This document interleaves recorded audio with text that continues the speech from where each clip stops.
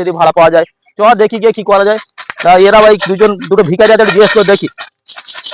ও এ ভাড়া পাওয়া যাবে? হ্যাঁ ভাড়া পাওয়া যাবে। তা তুমি কোথা থেকে আসছো? বীরভূম বাঁকুড়া থেকে আসছি। বীরভূম বাঁকুড়া? হ্যাঁ ওই নিমের আইটিআই কলেজে পড়ি তো, একটা ঘর ভাড়া লাগবে। তা ঘর ভাড়া পাওয়া যাবে কেন? হ্যাঁ ঘর ভাড়া পাওয়া যাবে। তার আগে আমার টাকা কড়ি গুলো ছাড়ো। ও আগে তোমাদের নাদের কথা বলা যাবে না। আর ভাই বলিস নে, সেই বাঁকুড়া থেকে এই মধ্যে আসে ভিখারি দিদি আমি শেষ। এদের আমার না দিলে মুখ খুলবে না। দেই আমার মানি ব্যাগের গড়ে আমার 40টা টাকা পড়ে আছে, এই দুনার ভাগ করে দেই। এই তো এবার তো চলবে। এই বাড়িটা কি ভাড়া পাওয়া যাবে? হ্যাঁ। তাদের মালিকটাকে বলতে পারো?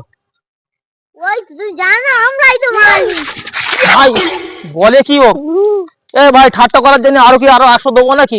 আরে না না না ভাই তুই সত্যি কথা বল। তুই ভাই এখন মালিকটাকে একবার বল। মালিকটা তো আমি।